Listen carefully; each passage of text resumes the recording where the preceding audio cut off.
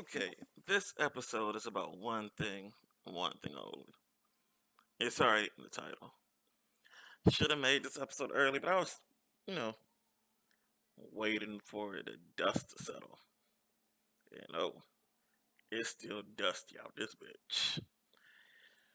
Brian Flores has exposed, well, is in the process of exposing something that if you're an NFL football fan over the past decade, it's something that we all knew was true if you were paying attention and you felt it.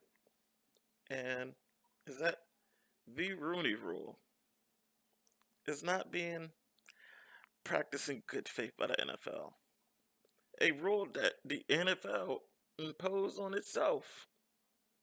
And that's something weird to do as a company. Make your own equal opportunity employment rule, then be like, we're not gonna follow it. Like that shit might not come back and bite you in the ass. If somebody, like one Brian Flores, finally hits the point where they're like, you know what? Fuck it. I'm probably not getting another head coaching job in this business. So fuck it. Why not burn the bridges while I'm on my way out? Cause the motherfucker's already doing that to him. Smearing his name with extreme malevolence after they fired him. Because, hey man, two back to back winning seasons, a 10-win season and a 9-win season. Typically, the coach does that. Hey, they keep him around for the third season. Especially when it's based around, having a young quarterback ready to change and lead the offense, building that up. I mean, hey, got 10 wins sharing between Ryan Fitzpatrick and a rookie to a Valoa. The man can coach. Team started off, 1-6, 1-7, somewhere in that range, and then, when all hopes looks lost, he's able to refocus these guys and rattle off 8 wins in a row. Kept hope alive, gave these boys a chance. But they obviously came up short, didn't make the playoffs these last 2 seasons, but a lot of good out there. I mean, how often does a team miss the playoffs with 10 wins? Not not pretty often. I'll let you know, hey, we got a playoff bound team, but maybe some things in the schedule just didn't fall their way. They lost to the wrong people. Most times what happens, tiebreakers and stuff breaks down. But Brian Flores, for all intents and purposes, has is pretty much seen to be a good coach. I mean, every single NFL pundit, when this occurred, when his firing occurred, was like, this is stupid. This makes no sense. How could they fire this man after these back to back good seasons? Great seasons. You know? Maybe this past season didn't start off on a good note. But he turned things around and was like, hey, we're going to beat them dudes. Don't forget that. And he also beat Bill Belichick twice in a season. I don't think nobody's been able to say that since what? 99? Goddamn. But heading to the coaching carousel, everybody's like, okay, well, the Dolphins let this man go. Obviously, someone's going to pick him up. And over the course of this, what, 9 different openings for head coaching positions? 8 of them have been filled, and ain't none of them him. Well, 8 of them have been officially filled. The ninth one, people sort of figured out who that person is going to get that ninth spot. But out of that, only 2 of these 9 coaches have more wins or better win percentage than Brian Flores over his head coaching career these past 3 seasons, including a first season where, hey, it's in the legal documents. The owner wanted to tank for two and was like, hey, I was gonna pay you $100,000 a game to lose intentionally, which is just, hey, compromises the integrity of the game, and especially when it comes to the proliferation of sports betting out here in this country. How can I, as a sports book, operate legally and faithfully if I find out a team intentionally trying to lose? That's costing my bettors money. That means everybody who bet on a Dolphins game, if it turns out to be true, if there's, well, they're saying it never went through because Flores never accepted it. But to find out that a team attempted to do as much shows some form of infringement on the integrity of these sports books. And that, hey, we're allowing people to bet on your games and give you a kickback, a little percentage of what we make off you betting on your games as a league, because we believe every team is trying to win games and not intentionally trying to lose. Because if you intentionally try to lose, you start point shaving. That's where, a team or individual decide, hey, we're trying to make sure whatever that sportsbook said, this is the amount of points this game will be decided by. Try to either be above or below that. That's very dangerous territory. Very dangerous. Hey, people get locked up because of it. ESPN has a nice 30 for 30 about the University of Boston basketball team doing it. If you ever seen Goodfellas, it's a nice follow up to that movie. For one scene in that movie where Henry Hill's snitching. Oh, he was snitching, and yes, he's in the 30 for 30. Still snitching. Still snitching. But feeling that the Rooney Rule is it's fake is something people have been feeling for a decent amount of time, a good amount of time. I mean, when you look at things, just looking at the overall history of minority head coaches in the NFL. Because even now with these hirings, they got the numbers somewhat back up. But when Brian Flores filed his documents, at that point in time, there were only three minority head coaches in NFL. One Mike Tomlin, two Ron Rivera, and three Robert Salah, which is not looking all that great. Not looking all that great. Considering what the Rooney Rule was intended to do and its immediate effect it had when it was put in place. And that at a point in time, I guess we could basically say the peak of the Rooney Rule's effectiveness, 2007 2008, where you have two black head coaches coaching against one another in the Super Bowl, and Tony Dungy and Lovey Smith, when the league had around, trying to compute in my head, eight or nine minority head coaches. And to think that number dwindled down so drastically. And it's basically stayed at this low number 3 or 4 for like the past 5, 6 seasons. With the only one that's constantly been there is Mike Tomlin, because he's figured something out that everybody else hasn't with the Pittsburgh Steelers. He knows how to produce a team that has not given him ever a losing season in I think 11 seasons, 11, 13. I don't know. It's been a long time. It's been a long time he's been there doing this thing. But wasn't looking like that. And then right now, we got Lovey Smith, who finally had another opportunity to be a head coach again, which is weird it took this many years. But Lovey Smith got the position after them the Houston Texans only hired Dave Culley, another black head coach, for a season, then fired him. When he's the one head coach that looked like, hey, he might have something figured out with his team being hammered under the Deshaun Watson allegations, and then the fire sale of players that happened under Bill O'Brien, trying to build a team and him making the most out of his rookie quarterback. Looking like he's the one head coach who knows what he's doing. He gets fired.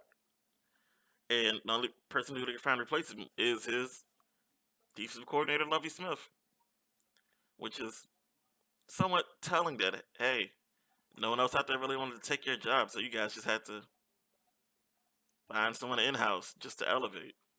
It's almost like, you know, firing a head coach in the middle of the season is like, well, somebody got to coach.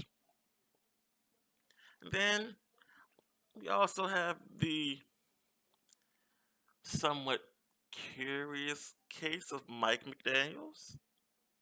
Well, I wouldn't call it curious. He is a multiracial man, biracial, multiracial, whatever you want to do. He's mixed up, jumbled up a little bit from a white mother, black father, raised raised by both parents. He's very aware of his racial standing in the world, and something he never felt to bring up all that much. And unfortunately, he's going through, I guess, the harsh transgressions of people accusing him of passing for a white man. Because mm, I guess a good comparison is, I mean, he almost looks like the rapper Logic, who is also half black, half white. Sometimes, you know, black people can have these very fair skinned characteristics. And he was one, and he also gave an interview a year or two ago, talking about that sometimes he's discussed his heritage with players and coaches who've asked him about it. And they all seem to be very welcoming, getting an understanding about who he is. And he found it enlightening and allowed him to connect with players deeply when they asked him that question. And so, it seems, are we are we coming as a black head coach? I would say yes. He comes from a background that over the course of his life has probably affected him. Probably been in rooms with white and other non-black individuals who said some things about one half of his heritage and background that he may have not been keen to if he was of a darker skin. He may have not been in those rooms and heard the things that were said. So I would say you have to include him as a black man. Having a black father, being raised by him, spending time with his black grandmother, in which in his interview he said he didn't realize until seeing multitudes of family photos at his grandmother's house, and once he got older, that hey, I'm the only light skinned person in the family. It's a little weird, and learn how to navigate like that way. He's not gonna have the quote unquote stereotypical normal black upbringing that the mainstream media will want you to think that every black person has in a monolithic culture, which we aren't. He has an experience as a black man that probably most people who come from an African descendant background aren't going to experience due to them not being able to have that fair skin that allows them to blend in certain situations and go unnoticed for their heritage. So now we're up because of a lawsuit. Sort of, Brian Flores got the effect that he wanted to some extent in the short term, in that he got those numbers back up. Now we're up to five minority head coaches, which is excellent. Could be better, should be better. But over time, we've seen that this sort of doesn't work out good, and that African American, especially African American head coaches, as far as minority head coaches go, are under a extremely short leash. In that, hey, like Brian Flores had just had happen to him, where he filed a suit, they can get fired after multiple winning seasons. The main reason, well, not well, the major event that even triggered the Rooney Rule being made and in place is that after three consecutive seasons of taking the Tampa Bay Buccaneers to the playoffs, Tony Dungy was fired, and within that same season, head coach Dennis Green of the Minnesota Vikings, after having two 10-win seasons, then following that up with a 6-win season, was also fired as head coach. In which, and then at that point in time, almost any coach with those kind of records would, dude, you're given another season. One down season for after two playoff back-to-back playoff appearances with 10 wins. That head coach is coming back. They're coming back. But under being a black head coach, we know that least it's a whole lot shorter as the African American community. So Some folks in NAACP were going to bring up a lawsuit, but the the Rooney family, who own the Pittsburgh Steelers, namely Dan Rooney, who the rule is officially named after, decided, hey, that we need to put a rule in place that every time there's a head coaching position opening, or or a major assistant coach position opening, at least interview one candidate outside of your organization who is of minority origin. Just in the sense of that, hey, you when the position's open, even if you don't pick this person to be part of your staff, their name's out there and that, hey, you know, me here at the New York Giants, yeah, I had a good interview with such and such coach. When you're talking to other organizations, then maybe San Francisco 49ers like, oh, you had a good interview with him? You know what? I've seen what he's done as a defensive coordinator. I'll bring him in and give him an interview. Then possibly that leads to a head coaching job. So they're spreading the word of mouth with good coaches giving good interviews and just having the minority coaches those opportunities to have those interviews. Because, hey, if you are a Pittsburgh Steelers fan listening to this, if you remember the steel curtain defense of the 1980s for Pittsburgh, guess who was the coordinator of that defense under Chuck Noll? The one and only Tony Dungy. And Chuck Noll complained for years of him literally trying to force people to give Tony Dungy interviews while Tony Dungy was working under him in Pittsburgh. I mean, the pedigree that Pittsburgh put up in the 1980s is great, is legendary. And the person running such a legendary defense not getting a head coaching job was something that stuck out to Dan Rooney and to Chuck Noll that, hey, if Tony Dungy was white, he'd probably have a head coaching job by now. In which Tony Dungy didn't get that head coaching job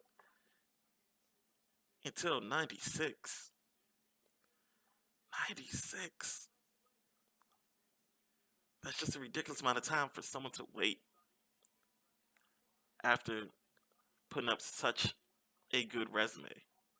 Having to wait that long to get a head coaching job, including having to take a step back from being such a good D coordinator for the Pittsburgh Steelers in the 80s, to having to take a step down to be a DB's coach in Kansas City for a minute, then go back up again to be defensive coordinator, then get that head coaching job. Because Tony Dungy didn't get his head coaching job till '96. But the unfortunate thing that we see, which is why the Rooney Rule was put in place in that, the only reason Tony Dungy was able to make that trek back up is because Dennis Green got the head coaching job at the Minnesota Vikings, and Dennis Green decided, hey, I'm going to add Tony Dungy as my defensive coordinator, so that he's in one of the most prime positions to be a head coach once again. And that's something that's also seen when it comes with the Rooney Rule and the fact that most minority head coaches spent a good amount, if not most of their years, being under the staff of another minority head coach or coordinator. And it was sort of the only way for them to move upwards in that they had to wait for one to get that position. Then that one person became under the responsibility of bringing everybody in. A rising tide raises all ships. And that was the only way it could work until the Rooney Rules put in place where, hey, you don't need the rising tide to raise your ship. Got a little bit more help, more assistance. You're able to just have your resume out there and it worked for you, which it did for a short period of time. Then, I guess some people in GM executive positions got changed out, maybe died off. And then things just started slimming back down, slowly but surely. Head coaches getting hired to coach teams that the GMs intentionally wanted to lose, such as Hugh Jackson and getting hired to coach the Cleveland Browns. And let's we can talk about Hugh real quick. Hugh also stated, hey, he was under similar similar terms were given to him when he was at Cleveland, as far as losing games like Brian Flores was given. No exact dollar amounts, nor did Hugh lose intentionally, but he was given rosters that are poorly put together because for some reason the Cleveland Browns thought they could trust the process like the Philadelphia 76ers in the NBA and intentionally just stack up first round picks and keep losing. Then out of nowhere build a Super Bowl winning team, which for a season people thought was working. Then you realize like, hey, a lot of young guys got them into the playoffs, and then you can't hold this team together forever. With all these first round picks, eventually their contracts come due. You can't, you know, have five first round picks over the course of 2 seasons. I think those key guys can all stay in place when all their contracts come due at the same time. Just doesn't work out well. But Hugh Jackson, before he got his before he got his gig coaching for the Cleveland Browns, people forget Hugh had a singular season coaching the Oakland Raiders. In which in that season, Hugh Jackson goes 8-8. That's a good start for a first season head coach. He knows what he's doing. He needs to pick it up a little bit. But then, unfortunately, the legendary team owner GM Al Davis dies, and then the staff that is brought in under Mark Davis says, "Yeah, we don't want Hugh Jackson here to coach this team. We want to give this budding team to somebody else to take control of, reap the rewards that he built." Similar to how John Gruden reaped the rewards of the team that Tony Dungy built in Tampa Bay. I mean, John Gruden first season coaching Tampa Bay, they won the Super Bowl with a roster completely built by Tony Dungy, top to bottom. Even so much to the point that John Gruden does not know how to run the Tampa 2 defense that those Buccaneers teams used to win that Super Bowl, which the ownership of Tampa Bay still uses to this day. That's what they like the team to be run under. Because they won the Super Bowls, they feel good. Oh, defense, newly designed, fresh, something different. Completely designed by Tony Dungy, and I forgot who his defensive coordinator was at the time. Like a whole new defense. John Gruden just reaps the rewards of that whole new thing. He doesn't even know how to work. Let's just hand it to him. And down the line, we saw that worked up for John Gruden. We saw who he truly was. I mean, I'm just gonna talk about it. The man got a 10-year contract to head coach after not coaching period for like 8 years. Ridiculous. But back to the Rooney Rule. It's something that we all thought would help along the way, and initially did, but then it just became to the point where Brian Flores had to expose that everything we felt that the requirement to review at least one minority candidate just became a quick quota teams were hitting just to say we hit the quota, we did it, even though they're doing it in bad faith. Got a lot of incidents of, oh, the black head coach is interviewed on Monday. Whole another coach, that's not that coach, is announced as the head coach on Tuesday morning. No one makes a decision that quickly. And that's what Brian Flores found out. The legendary head coach, still coaching Bill Belichick of the New England Patriots, former head coach of Brian Flores is on his staff, accidentally texts Brian Flores thinking he's Brian Double, the, the now head coach of the New York Giants. Brian Flores is texted confirmation accidentally that Brian Daboll's hired as head coach of the New York Giants on Monday. Brian Flores is still supposed to interview with the New York Giants on that Thursday. I mean, one can only imagine the sinking feeling in your stomach and the pit of your gut that you feel when it's like, yo, I'm putting all this stuff together. try to get another chance of being a head coach. When I was fired under some BS, putting your best foot forward and trying to get everything together to show like, hey, I'm that guy. I mean, you find out 3 days ahead of time, like, bro, you basically just showing up there for a minstrel show. It has to feel awful. And then to add more fuel to the fire, Brian Flores Different goes, hey, in 2019, before he took the Miami job, which he found out was a sham, he was interviewing for the Denver Broncos head coaching position. And even though it's been denied, but the way the denial was written seemed like Brian Flores was telling the truth. Imagine showing up to a job interview and only one person of the staff, of that interviewing staff, is, is there to interview you on time. Then imagine the 4 or 5 other members who're supposed to be able to talk to you in that interview show up an hour late. You can smell the alcohol off them. Clothes are fully wrinkled, disheveled, and everything. Looking like, hey, boys just spent a whole night on the town, just letting it go, just getting to it, like they didn't have nothing to do the next morning. That's what Brian Flores was treated to by John Elway and the gang at the Denver Broncos, which is just insane. It's just insane to think about. But Brian Flores doing this, I'm glad. I'm excited to see where this goes. Because depending on how much further dirt he has on them, this could make waves. This could be a extreme gut punch to the NFL. I mean, him and his law team filed as a class action lawsuit.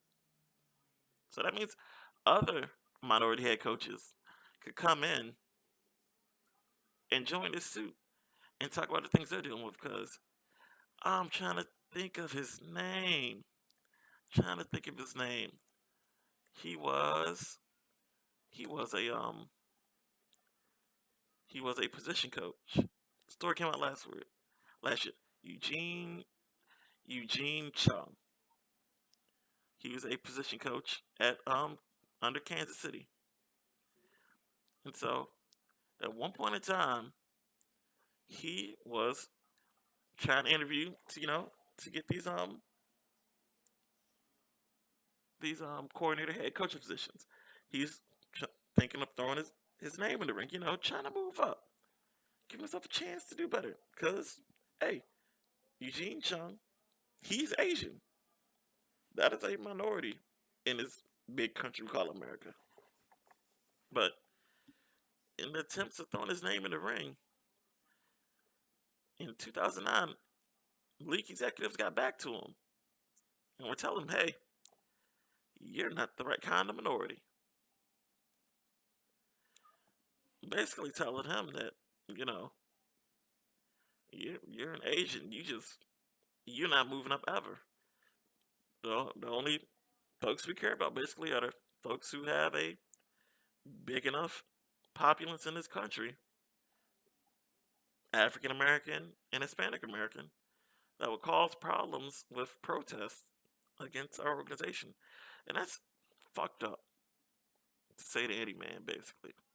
Like, hey, you you you're the wrong race for us to give any attempt. That's just fucked up. That's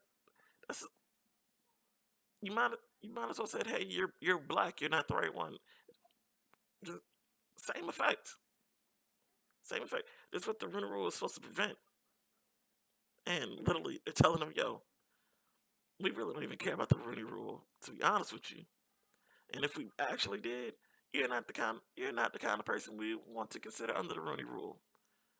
Of no merits of his abilities. Just straight, yo, bro, you Asian. We ain't fucking with Asians. That's fucked up. And I hope he joins the suit. I hope he has documentation. Just say, yo, motherfuckers just blatantly being fucked up for no reason. I mean, they do get a reason. They're old white men who who don't like other races for the most part. They just racist. And that's fucked up, bro. They always say every time we complain, yo, we feel like the running rule is not working. It's like, yo, it's all about getting the best man for the job. Bro, we seen these fucking head coaches. Like, fuck, what's Joe Judge got a head coaching job after being a special teams coordinator for the Patriots for one season.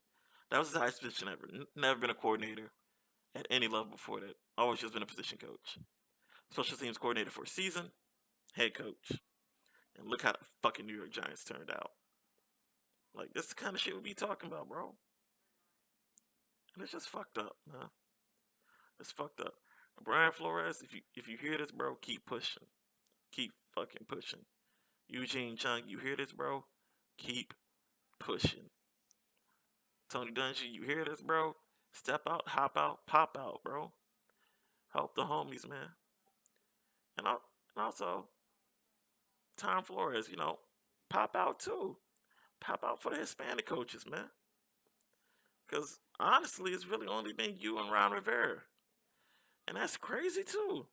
The amount of great Hispanic players who've contributed to this league. I mean, bro, even Tom Flores was getting shafted, bro. All right, yo, Tom Flores. It's only him and Mike Dicker who have won Super Bowls as a player and a head coach. Tom Flores put one up, quarterbacking for the Oakland Raiders for the Super Bowl. And Tom Flores coached the Oakland Raiders to two, well, the Oakland and Los Angeles Raiders to two Super Bowls. The crazy part is, bro, took that man damn near 30 years to get inducted into the Hall of Fame after retiring, bro. You had three Super Bowls and it takes you 30 years to get to the Hall of Fame. That's fucking nuts, bro. And there's no other reason as like, bro, he's a Hispanic head coach, he ain't a white head coach, that they didn't want to respect him like that, like they should have.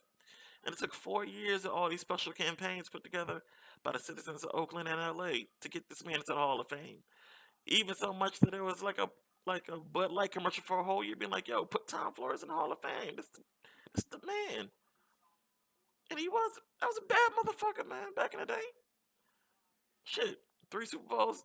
Obviously, that's a bad motherfucker. Shit. Tom Brady could learn a thing or two from Tommy Flo. But niggas is racist in the NFL, as we've always known. But hopefully this time their racism bites them in the ass. And these niggas gotta eat grass and be like, oh, fuck. We down bad with this shit. And that's all I got for this episode, man. I'm gonna get back to y'all. Try to be more frequent. Might have to just drop shit daily because the sports cycle be moving too quickly for me sometimes, man. Trying to let the dust settle. So many other stories popping up. Next time, man, I gotta talk about the fact that, yo, Rob Manfred and Major League Baseball got no idea what the fuck they doing. But that's enough for today. I'm gonna get back at y'all. I'm gonna holler back at y'all. Y'all be alright, bro. Keep listening. Stop watching the YE Sports Podcast, man. Shout out to the Brotherhood. Shout out Tommy Chang for coming back to coach the Rainbow Warriors, man. Y'all be easy. Love. I just wanted to remind all our listeners that we're available on Anchor, Spotify, Apple Podcasts, Google Podcasts, YouTube, and we also have a Twitter account where you guys can interact with us and catch up with us, see our ideas on some things happening between our podcast episodes. Links will always be down in the description.